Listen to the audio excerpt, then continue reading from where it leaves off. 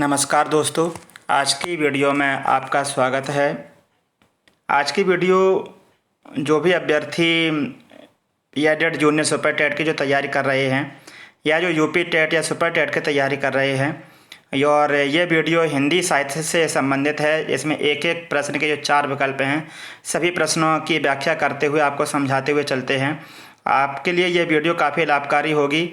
और जिसने अभी तक इस चैनल को सब्सक्राइब ना किया हो तो प्लीज़ इस चैनल को सब्सक्राइब कर लें और अधिक से अधिक शेयर करें। तो ये इस वीडियो का आज का जो पहला प्रश्न है वो है, निम्नलिखित में से कौन सा निबंध संग्रह नहीं है। तो इसमें आपको सही विकल्प देना है, जिसमें आपका पहला विकल्प है भारत की एकता, पृथ्वी पुत्र, कल्प वृक्ष, पाणिनिकालीन भारतवर्ष। तो इस प्रश्न का जो सही जवाब है वो है पाणिनिकालीन भारतवर्ष।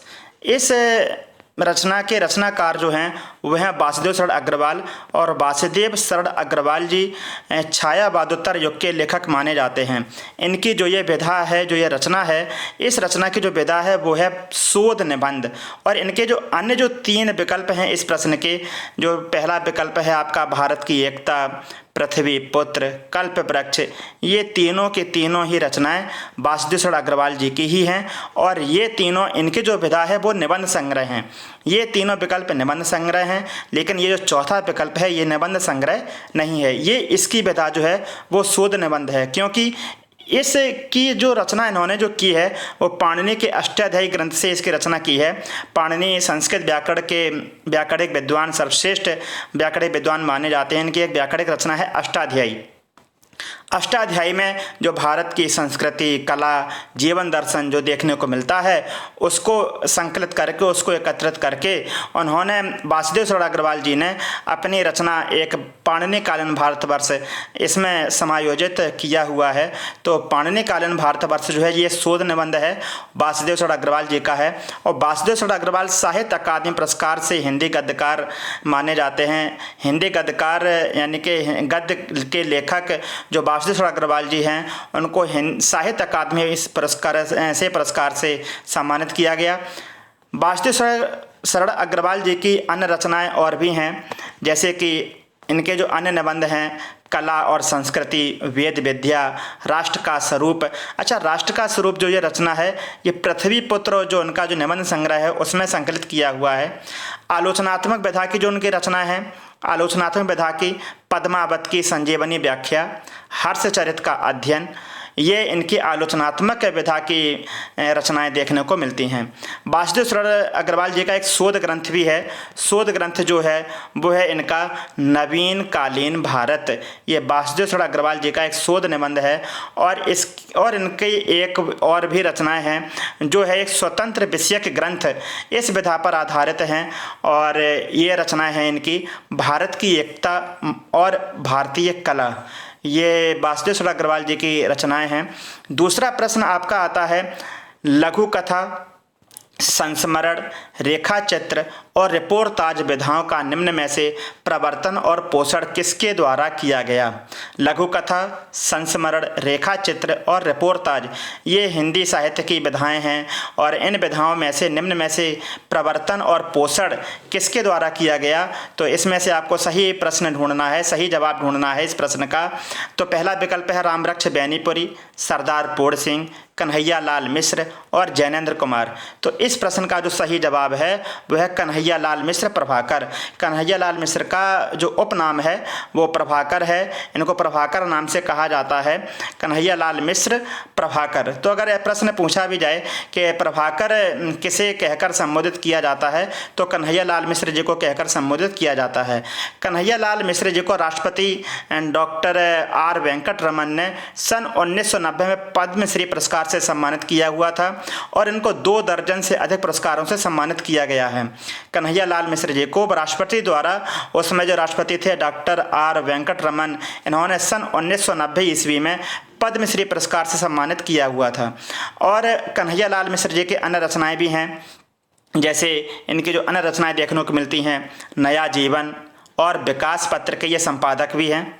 इनकी जो प्रमुख पत्रिकाएं रही नया जीवन और विकास, इनके ये संपादक भी रहे हैं। इन्होंने ज्ञानोदय पत्रिका का भी संपादन किया है। नई पीढ़ी, नए विचार, जिंदगी मुस्कराई, माटी हो गई सोना, बाजे पायलिया के घुंघरू, दीप जले शंख बजे। और इनकी प्रमुख रचना है जो अक्सर पूछी जाती है, भूले बिसरे चेहरे। ये कन्हैया लाल मिश्र जी की रचनाएं हैं। और कन्हैया लाल मिश्र जी की जो दिनकर जी ने, रामधारी सिंह दिनकर ने कन्हैया लाल मिश्र को शैलियों का शैलीकार कह कर के संबोधित किया है। शैलियों का शैलीकार जो कहा जाता है वो कन्हैया लाल मिश्र को कहा जाता है। और ये बात किसने कही? तो रामधारी सिंह दिनकर ने कहा है।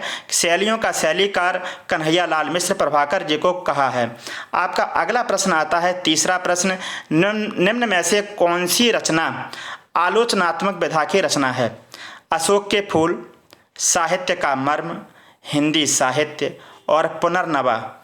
तो इनमें से कौन सी आलोचनात्मक विधा की रचनाएं हैं? तो इसमें 4 विकल्प हैं, अशोक के फूल, साहित्य का मर्म, हिंदी साहित्य, पुनर्नवा। ये इनमें से कौन सी आलोचनात्मक विधा की रचना है? तो हिंदी साहित्य में कई विधाएं देखने को मिलती हैं, काव्य विधा, आलोचनात्मक विधा, निबंध विधा, उपन्यास, ऐसी कई सारी विधाएं देखने को मिलती हैं।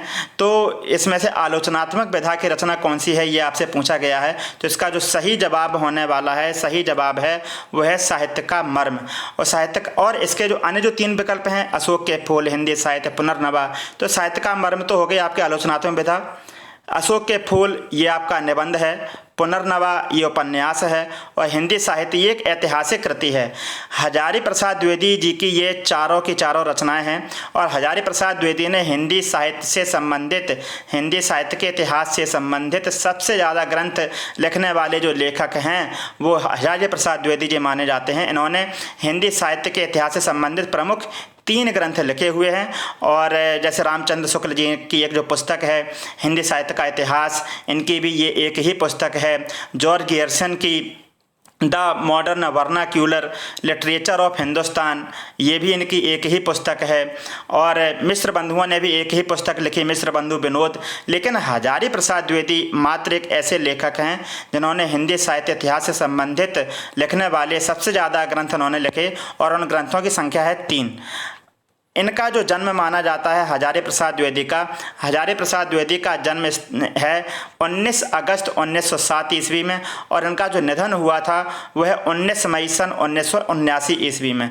तो मैंने जैसा कि आपको बताया था कि हिंदी साहित्य से संबंधित सबसे अधिक ग्रंथ लिखने वाले जो हैं हजारी प्रसाद द्विवेदी, तो इनकी जो पहली जो पुस्तक है हिंदी साहित्य के इतिहास से संबंधित वो है, पहली है हिंदी साहित्य की भूमिका, दूसरा है हिंदी साहित्य का आदिकाल, और तीसरा है हिंदी साहित्य का उद्भव और विकास।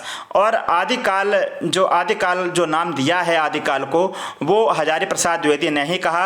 यानी कि अगर आपसे परीक्षा में पूछा जाए कि आदिकाल को आदिकाल नाम किसने दिया, तो हजारी प्रसाद द्विवेदी ने दिया।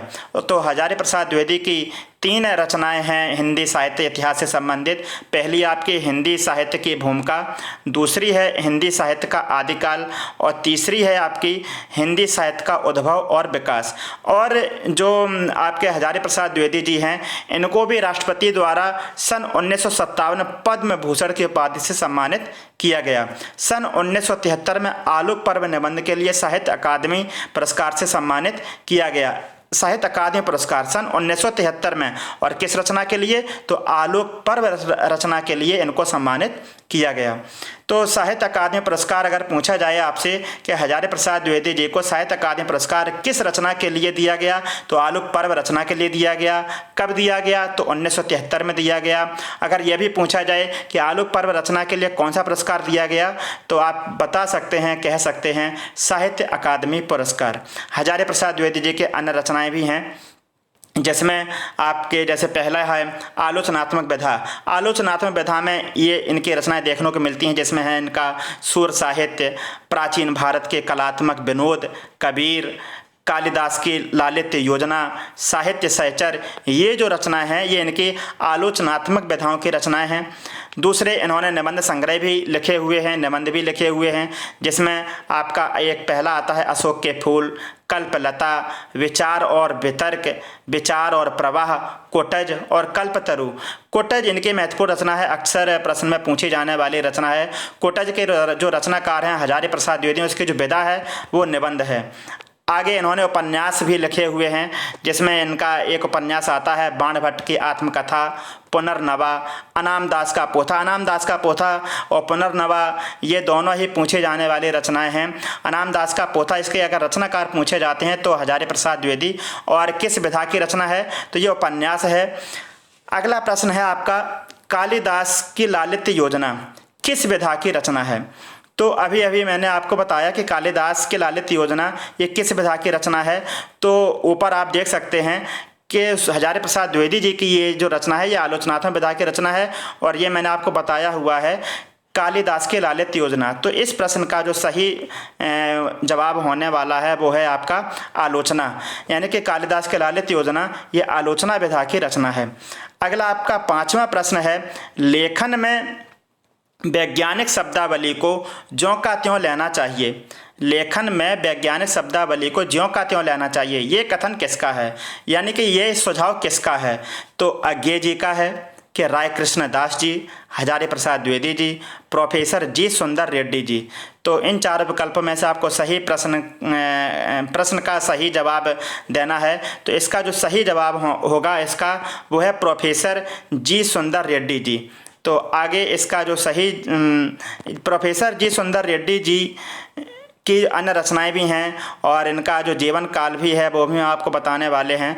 तो प्रोफेसर जी सुंदर रेड्डी जी इन्होंने कहा है कि लेखन में वैज्ञानिक शब्दावली को ज्यों का त्यों लेना चाहिए। अज्ञे जी का पूरा नाम जो है वो है सच्चिदानंद हीरानंद वात्सायन अज्ञे जी। अक्सर पूछा जाता है कि अज्ञे का पूरा नाम सच्चिदानंद हीरानंद वात्सायन अज्ञे के हीरानंद सच्चिदानंद। तो मुझे याद रखना है हमेशा सच्चिदानंद हीरानंद वात्सायन अज्ञे इनका अज्ञे इनका उपनाम है। तो प्रोफेसर जी सुंदर रेड्डी इसका जो सही जवाब है। इनका जो जीवन काल है, इनका जो जन्म हुआ वो 10 अप्रैल 1919 ईस्वी में और आंध्र प्रदेश में हुआ, आंध्र प्रदेश के बेल्लूर जनपद में हुआ। और सबसे खास बात इनकी ये है कि ये हिंदी तर राज्य के निवासी होते हुए भी, हिंदी तर का मतलब जैसा अपना उत्तर प्रदेश है ये हिंदी भाषी राज्य है, तो हिंदी तर मतलब जिसमें हिंदी भाषा जहां नहीं बोली जाती है, ऐसे प्रदेश के निवासी होते हुए भी प्रोफेसर जी सुंदर रेड्डी ये इनका हिंदी भाषा पर अच्छा अधिकार था और ये हिंदी भाषा के अच्छे लेखक माने जाते हैं। और इन्होंने हिंदी भाषा संबंधित कई रचनाएं भी लिखी हैं और इनके जो निधन हुआ वो है 30 मार्च 2005 को। इनका ये जो प्रमुख कृतियां जो देखने को मिलती हैं वो है साहित्य समाज, मेरे विचार, हिंदी और तेलुगु का एक तुलनात्मक अध्ययन, और एक इनकी प्रमुख पुस्तक है लैंग्वेज प्रॉब्लम इन इंडिया। और वैसे भारत में भाषाओं की समस्या है, भारत में जगह जगह पर कदम कदम पर भाषाओं में अनेकता विविधता देखने को मिलती है।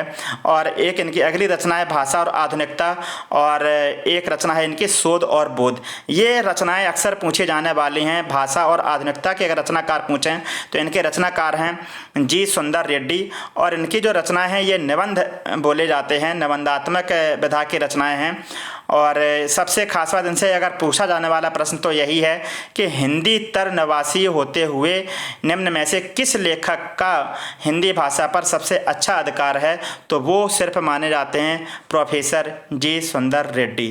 तो दोस्तों आज की वीडियो में आपके ये 5 प्रश्न बड़े महत्वपूर्ण हैं और आगे की वीडियो में भी आपको अगले हिंदी साहित्य से संबंधित ही प्रश्न देखने को मिलेंगे, जो कि आपके सुपर टेट एडेड जूनियर की परीक्षा से संबंधित जो भी अभ्यर्थी तैयारी कर रहे हैं या यूपी टेट की तैयारी कर रहे हैं, तो इस वीडियो को अधिक से अधिक शेयर करें, लाइक करें, और इस वीडियो संबंधी जो भी आपको कमेंट देना हो तो कमेंट बॉक्स में जाकर कमेंट करें।